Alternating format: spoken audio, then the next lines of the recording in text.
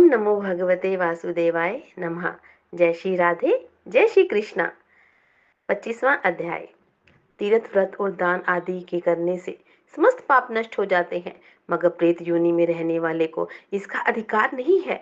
तुम्हारे दुख को देखकर मैं अत्यंत दुखी हूँ।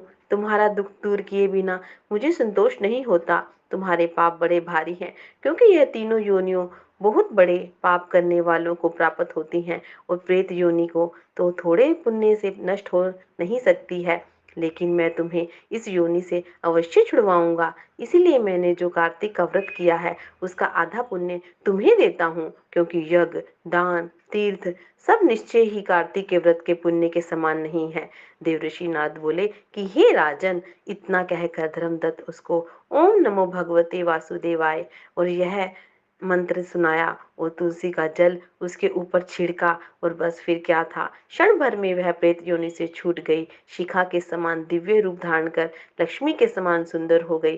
तब वह धर्मदत्त का दंडवत करके और प्रसन्नता से गदगद होकर बोली, हे ब्राह्मण, आपके आशीर्वाद से मैं इस घोर नरक से छूट गई हूँ।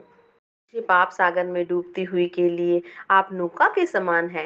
नारद जी ने कहा कि हे राजन, अभी कलहा इसी प्रकार कह ही रही थी कि वहां पर विष्णुगण एक विमान लेकर आए, और विमान के द्वारा पर अप्सराएं गण बैठे हुए थे, और धर्मदत्त ने उनको देखकर प्रणाम किया। पुण्यशील और सुशील नामक भगवान विष्णु के गणों ने धर्मदत्त को अपने हाथों के ऊपर उठा उसका अभिनंदन करके कहा कि हे श्रेष्ठ, आप धन्य हैं जो सदा भगवान विष्णु के व्रत, कथा और सेवा में लगे रहते हैं। आपने जो अपने बाल्यकाल में पवित्र और शुभ कार्तिक व्रत किया था, उसके आधे फल से कलह के पूर्व जन्म के एकत्रित पाप नष्ट हो गए हैं, और यही नहीं, आपकी कृपा से उसको सैकड़ों जन्म के पाप नष्ट हो गए हैं। आपके जागरण आदि करने से, पुण्य प्रभाव से आकाश मंडल से यह विमान आया है।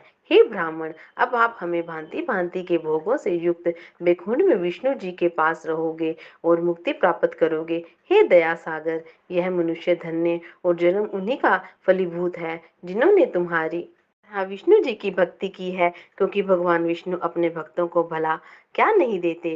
जिन्होंने प्राचीन काल में उदयतानपाद के पुत्र को ध्रुव पर पहुंचाया, और जिसकी सुमिरन मात्र से प्राणियों की मुक्ति हो जाती है। प्राचीन काल में विष्णु जी केवल अपने नाम के स्मरण से ही आप द्वारा पकड़े हुए हाथी को हस्ती योनि से मुक्त करके जय नाम देकर अपना पार्षद बना लिया।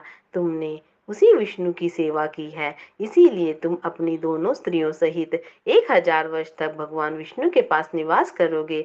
जब तुम्हारा पुण्य क्षीण हो जाएगा, तब तुम सूर्यवंश में अपनी दोनों रानियों के साथ राजा दशरथ के साथ से प्रसिद्ध होंगे, तथा यह कलह तुम्हारे आधे पुण्य की भागीदार होने के नाते तुम्हारी तीसरी भर्या होएगी, और भगवान विष्णु पुत्र के रूप में तुम्हारे पास रहेंगे, देवताओं का कार्य करेंगे। विष्णु जी को प्रसन्न करने वाले तुम्हारे कार्तिक व्रत से अधिक महत्वपूर्ण यहाँ दान, तीर्थ और कोई भी नहीं है। हे दया सागर, तुम धन्य हो, क्योंकि तुमने जगत गुरु भगवान विष्णु को प्रसन्न करने के लिए कार्तिक मास का व्रत किया है, जिसके आधे पुण्य के फल की भागीदार कलहा है, और इस प्रकार हमें इसे अपने साथ विष्णु लोक में ले जा रहे हैं। ओम नमो भगवते वासुदेवाय नमः।